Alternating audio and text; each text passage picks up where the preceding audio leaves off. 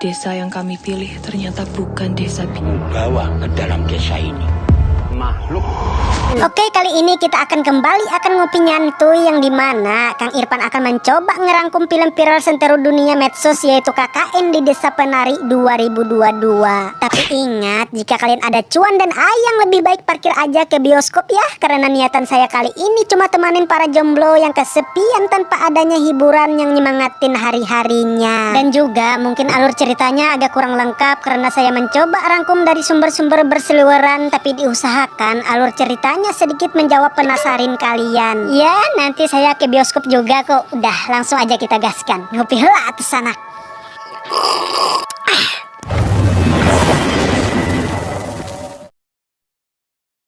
Cerita akan diawali oleh kata-kata tak kenal maka tak sayang, dan pemeran dalam film ini adalah Tisa Biani sebagai Nur, Agni Hagiu sebagai Ayu, Adinda Thomas sebagai Widya, Ahmad Megantara sebagai Bima, Calvin sebagai Anton, serta Pajar Nugraha sebagai Wahyu, dan Aulia Sarah sebagai Badarauhi. Sedikit informasi ya bagi adik-adik yang belum tahu arti dari sebuah KKN. KKN adalah kuliah kerja nyata, bukannya korupsi, kolusi, dan nepotisme. No comment ya kan, yang dimana hal tersebut bentuk kegiatan pengabdian kepada masyarakat oleh mahasiswa dengan pendekatan lintas keilmuan, atau bahasa lebih mudahnya gini, kita nih ada program kerja kampus ya kan, dan terkadang pelaksanaannya selalu mencari desa yang dipilih agar proker itu berjalan sesuai dengan tujuannya, dan serta pelaksanaan kegiatan KKN biasanya berlangsung antara 1 sampai 2 bulan dan bertempat di daerah setingkat desa. Udah paham kan? Nah, begitu juga dengan kisah ini yang diangkat dari kisah nyata. 6 orang pun berangkat menuju suatu desa yang di sekelilingnya dipenuhi rimbunan pohon yang lebat, dan perlu kita ketahui, desa ini sangatlah jauh dari jalan raya. Lalu setelah mereka sampai di lokasi, scene pun akan diperlihatkan kepada momen yang sangat langka, yaitu tatapan seorang kakek kepada Nur untuk tidak meneruskan perjalanan ini. Bahkan beliau menggeleng-gelengkan kepala seperti habis dugem, yang pertanda hal tersebut sepertinya tidak akan baik-baik saja. Ya, meski Nur sepertinya menyadari hati tidak enakan setelah memperkirakan weton dengan jarak desa yang dilalui mengalami pertentangan, tapi hal tersebut tetap akan dijalani seperti kata-kata bismillah aja ya kan. Nah gitu. Kemudian mereka pun melanjutkan perjalanan, yang dimana jalan setapak yang dilalui sangat ekstrim dan curam, boro-boro bisa dilewati pakai mobil, sepeda motor aja harus berhati-hati serta mengingat diri. Dan setelah dalam perjalanan, Nur pun disambut oleh seorang penari di atas batu yang sepertinya menyambut kedatangan mereka di desa ini. Lalu singkat waktu tibalah di desa penari, dan di sana mereka disambut oleh kepala desa bernama Pak Prabu yang tanpa pikir panjang langsung menolak kedatangan mereka. Alasan beliau nggak mau desa ini sebagai praktek kampus ialah karena selama ini tidak pernah sama sekali mahasiswa KKN melabuhkan hatinya ke desa tersebut. Namun karena sumber yang saya dapat nih, katanya kakak Ayu bernama Ilham pun menjamin bahwa para mahasiswa ini baik-baik dan penurut saja. Serta tangisan Ayu yang meluluhkan Pak Prabu, akhirnya mereka pun diizinkan untuk menjalankan proker kampus di desa ini. Dan setelah basa-basi minum kopi, ngeteh, serta makan roti seribuan, mereka pun diajak untuk keliling kampung untuk melihat berbagai lokasi yang ada. Tapi di dalam perjalanan tersebut malahan Nur melihat sebuah batu berukuran sangat besar yang ditutupi kain berwarna merah, yang di sana juga ada sosok hitam yang mirip gendero berbulu serta mata merah menyala. Ya, meski di siang hari nampaknya sosok tersebut sangat marah akan kedatangan para mahasiswa ini, terbukti sang gendero berkepala kerbau ini menunjukkan eksistensinya bahwa aku ada loh katanya. Dan pasti dalam kejadian ini Nur seperti memiliki keistimewaan yang berbeda, bahwa berhijab itu Masya Allah dek. Nah gitu.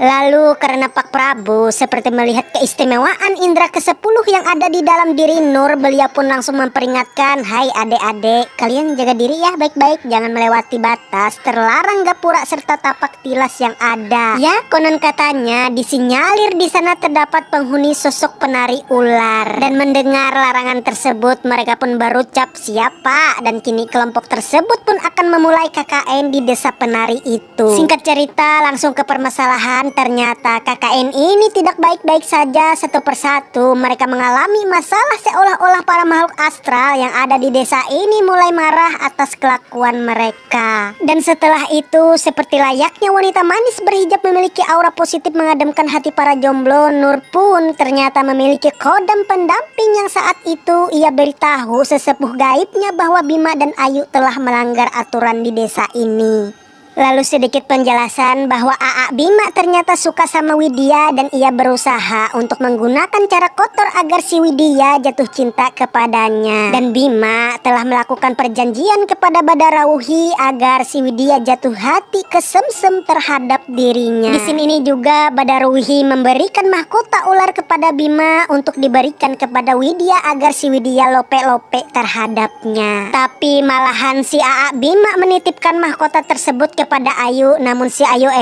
ternyata juga suka kepada Aa Bima, membuat si Ayu menyimpan mahkota tersebut. Namun karena Ayu menyimpan benda yang bukan miliknya, dia malahan dimimpiin Badarauhi untuk segera menyerahkan mahkota itu kepada Widya, sedangkan dia akan diberikan selendang oleh Badarauhi agar dia bisa juga mengikat hati Aa Bima yang anggap aja cinta segitiga terjadi. Tapi meski banyak lope-lope di sana, masalahnya dua orang ini bersekutu dengan makhluk halus, sehingga inilah yang disebut kesalahan besar oleh khodamnya Nur di tempo hari. Dan malahan kesalahan fatal disebabkan oleh Ayu dan Bima akibat cinta tak berlandaskan etika dan moral. Mereka pun melakukan pertempuran donat versus terong yang hal itu dilarang di desa penari ini. Goyang gak tuh?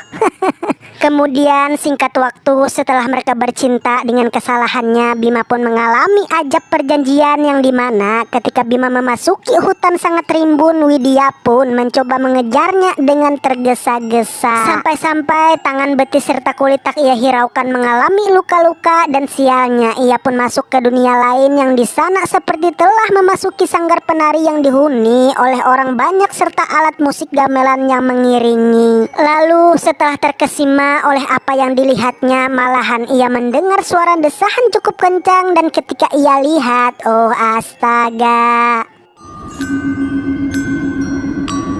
si Bima malahan sedang bertempur dengan sesosok wanita kurang bedak yang tempat itu dipenuhi ular bersiliweran. Otomatis dia kabur ya kan, tapi malahan pelarian tersebut terhalang oleh banyak orang yang katanya mereka semua ini adalah sosok dedemit yang sedang asik menikmati lantunan dendang suara gamelan. Tidak sampai di situ, ketika hati udah nggak karuan dan pikiran menjadi kacau seperti lagu balonku, Widya pun melihat ke arah Ayu yang sedang menari. Loh Ayu, katanya. Dan setelah Widya mau nyamperin, si Ayu sambil nari pun memperlihatkan gestur muka yang seolah-olah menyuruh dirinya cepat pergi dan meninggalkan tempat ini.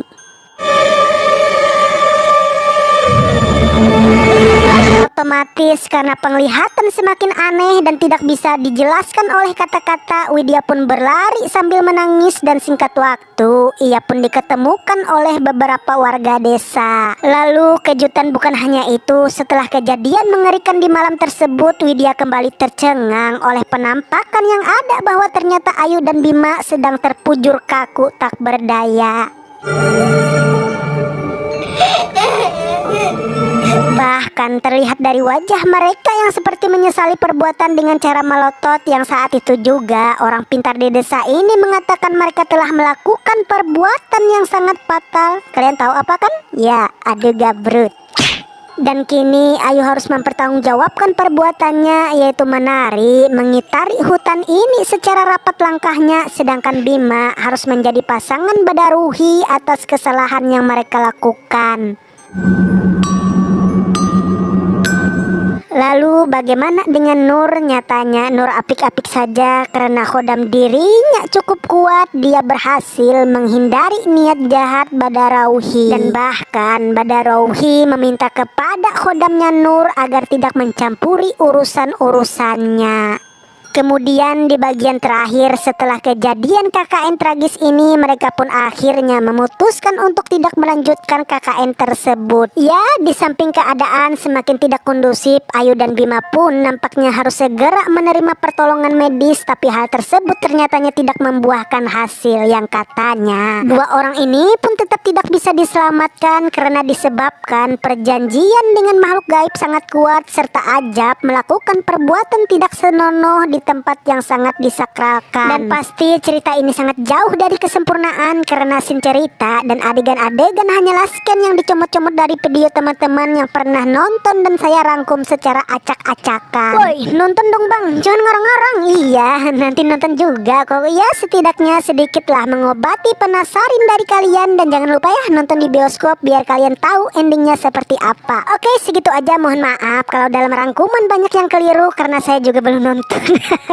Dan pesan penting yang dapat kita ambil pelajaran dari film ini adalah sopan santun merupakan unsur penting dalam kehidupan bersosialisasi sehari-hari. Sebab karena dengan menunjukkan sikap santunlah seorang dapat dihargai dan disenangi dengan keberadaannya sebagai makhluk sosial dimanapun tempat ia berada. Nah, begitupun dalam kehidupan antar sesama manusia, sudah tentu kita memiliki norma-norma atau etika-etika dalam melakukan hubungan dengan orang lain. Dalam hal ini, sopan santun dapat memberikan banyak manfaat atau pengaruh yang baik terhadap diri sendiri maupun orang lain. Intinya sih ya jaga adab lah. Udah itu aja. Kang Irfan pamit, bye bye. Assalamualaikum warahmatullahi wabarakatuh. Subscribe.